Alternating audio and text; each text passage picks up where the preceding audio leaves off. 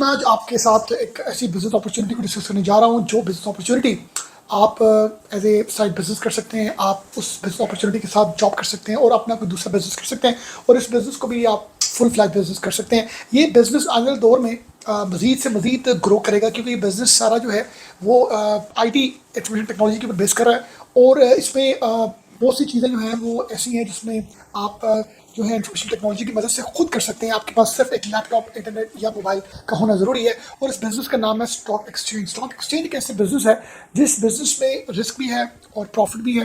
अब प्रॉफिट उन लोगों के लिए है जो लोग इस बिज़नेस को समझ के जो है इस पर इन्वेस्ट करते हैं और इन्वेस्ट करके उन शेयर्स के अगेंस्ट अपना प्रॉफिट या रिटर्न हासिल करते हैं। तो आज के इस व्लॉग में मैं आपके साथ ये डिस्कस करूँगा कि टाइप्स ऑफ जो शेयर्स हैं ट्रेड के हवाले से वो क्या क्या हैं और किसी भी शेयर को, किसी भी कंपनी के शेयर को बाय करने के लिए कौन कौन से ऐसे प्रिंसिपल्स हैं जिनको आपको फॉलो करना है।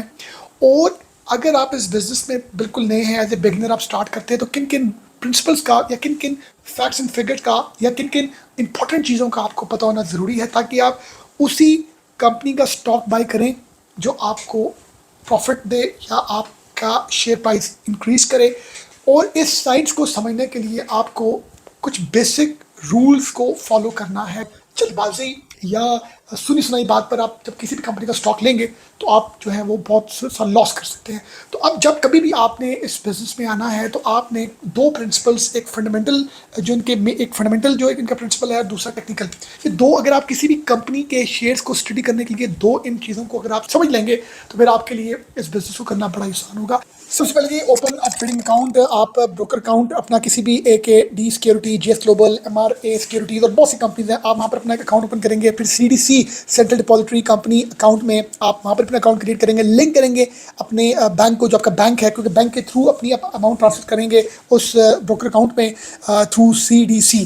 और फिर आपके पास जब ऑनलाइन एक प्लेटफॉर्म आएगा, ट्रेडिंग ऐप आएगी उस कंपनी की जिस कंपनी का आपने परचेज किया होगा ऐप, तो परचेज मतलब आपने अकाउंट बनाया होगा। तो इस स्टेप्स को फॉलो करने के बाद अब सबसे इंपॉर्टेंट ये है जी कि टाइप्स ऑफ ट्रेडिंग, कितनी तरह की ट्रेडिंग्स की टाइप्स हैं जी, ये मैं आपके साथ शेयर कर रहा हूँ। सबसे पहले जी आपकी आती है day trading. Trade trading beginners के लिए बिल्कुल भी ठीक नहीं होती। जो लोग एक्सपीरियंस्ड होते हैं, एक्सपीरियंस जिनको हो चुका होता है, उनको डे ट्रेडिंग करनी चाहिए। डे ट्रेडिंग से मुराद है buy and sell with in a same day. आप सेम डे में बाय करें, सेल करें, मिनट्स में स्टॉक्स की प्राइस ऊपर जाती है, नीचे जाती है। जब आपको लगे प्राइस ऊपर गई है स्टॉक की और आपने कम में बाय किया तो उसको आप बेचते हैं, इसको डे ट्रेडिंग बोलते हैं। उसके बाद सेकंड टाइप है जी स्विंग ट्रेडिंग। ये वो है कि आप कुछ स्टॉक बाय करते हैं कुछ दिनों के लिए, कुछ वीक्स के लिए, उसको होल्ड करते हैं शॉर्ट टर्म बेसिस में, फिर आप जब स्टॉक ऊपर जाता है तो उसको आप बेच देते हैं। उसके बाद आता है पोजीशन ट्रेडिंग। पोजीशन ट्रेडिंग होती है कि कोई भी स्टॉक किसी कंपनी का आप कुछ मंथ्स के लिए होल्ड करते हैं और मंथ्स के बाद जब आप देखते हैं कि अब इसमें ट्रेंड ऊपर जा रहा है, प्राइस ऊपर जा रही है स्टॉक की, तो आप उसको बेचते हैं। और लास्ट में इन्वेस्टिंग, ये जी वो उन लोगों के लिए जिनके पास फंड्स बहुत ज़्यादा हैं, जो अपने जो सिक्योर कंपनीज़ के स्टॉक्स लेना चाहते हैं, बड़ी बड़ी कंपनीज़ के, तो वो किसी भी स्टॉक को 1 से 10 साल के लिए होल्ड करेंगे तो फिर जाके उनको उसका बहुत बेहतर रिटर्न मिलेगा। अब बात ये जी इसके बाद नेक्स्ट चीज़ आ जाती है जो सबसे इंपॉर्टेंट है। जब आपने कभी कोई स्टॉक बाय करना है तो आपने टू मेन एनालिसिस जो है टेक्निक्स को आपने अंडरस्टैंड करना है। जब भी आप स्टॉक बाय करें तो आप फंडामेंटल एनालिसिस करें उस कंपनी का जिसका आपने स्टॉक लेना है।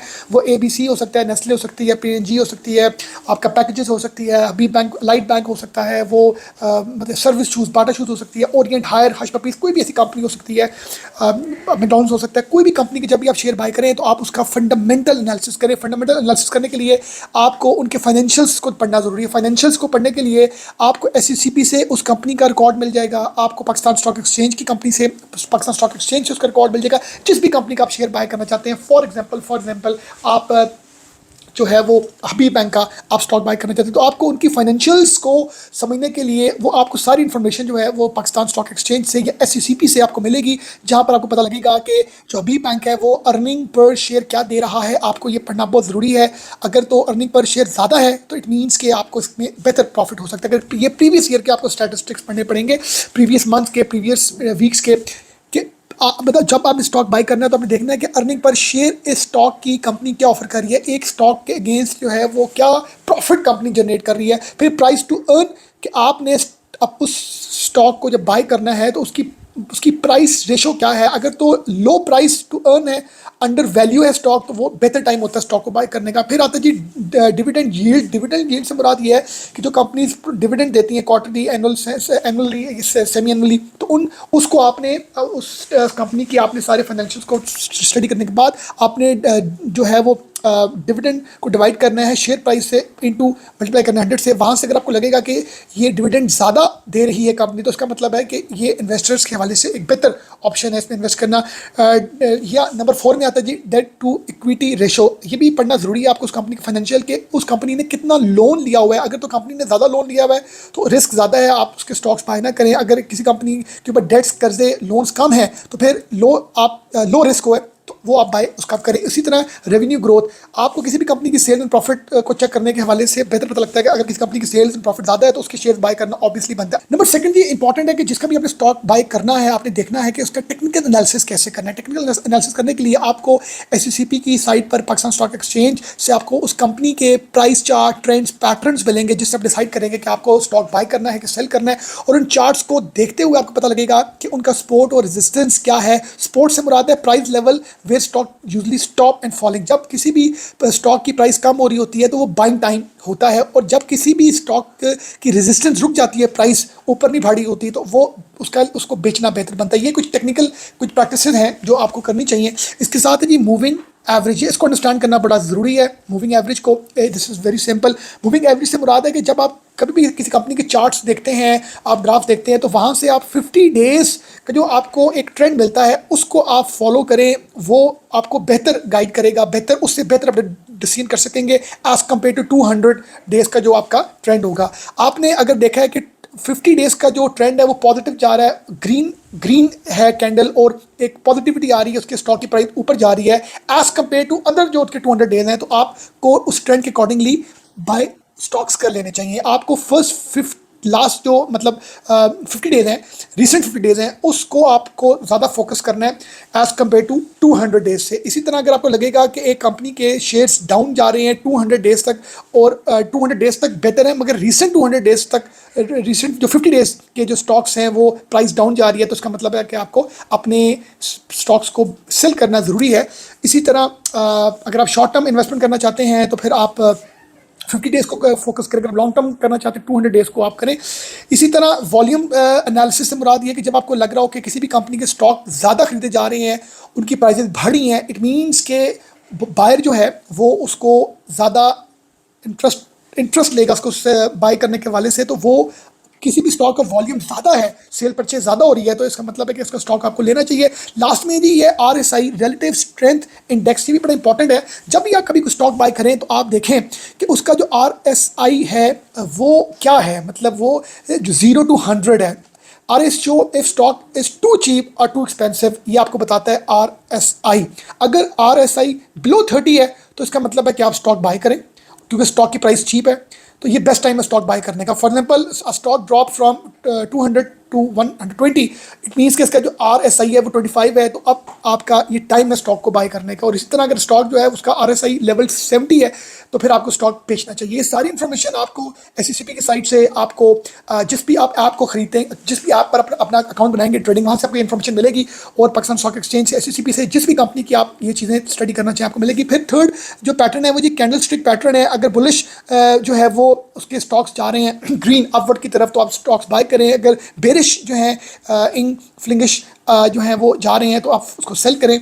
और इसके साथ डॉजी, अगर आपको लगता है कि स्टॉक ऊपर नीचे हो रहा है, तो उसका मतलब है कि आपको वेट करके आपको देख के फिर उसको बेचना है या जो है वो बाय करना है। इसके बाद स्टेप 8 है जी ट्रेडिंग साइकोलॉजी। ट्रेडिंग साइकोलॉजी से मुराद ये है आप कभी भी ट्रेड जो है वो इमोशंस के साथ ना करें, और always use to stop loss to limit loss. हमेशा जब स्टॉक बाय करें तो आप stop loss to limit loss की आप लगाएं। एक होती है कि इससे नीचे स्टॉक गया तो आपने बेच देना। फिर अवॉइड करें ग्रीड और पैनिक को, स्टे काम एंड कूल रहें। और लास्ट स्टेप जो इंपॉर्टेंट है, रिस्क लें only 1 to 2% of the total money पर trade. Always set target price करें और stop loss before trading. Diversify करें अपने स्टॉक्स को, मल्टीपल स्टॉक्स बाय करें, एक कंपनी के स्टॉक्स बाय ना करें।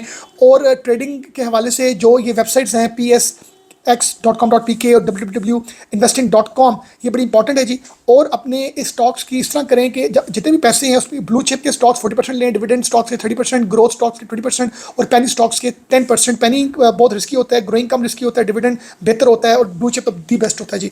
तो बेसिकली बेस्ट प्रैक्टिस ये होती है कि आप ब्लू चिप स्टॉक्स लें अराउंड 40%, जिसमें आप एंग्रो, HPL, बड़ी बड़ी कंपनीज के स्टॉक जो सेफ स्टॉक्स होते हैं, इन स्टॉक्स की प्राइस ऊपर नहीं जाती बट ये सेफ होते हैं, ये लॉस आपको नहीं देते।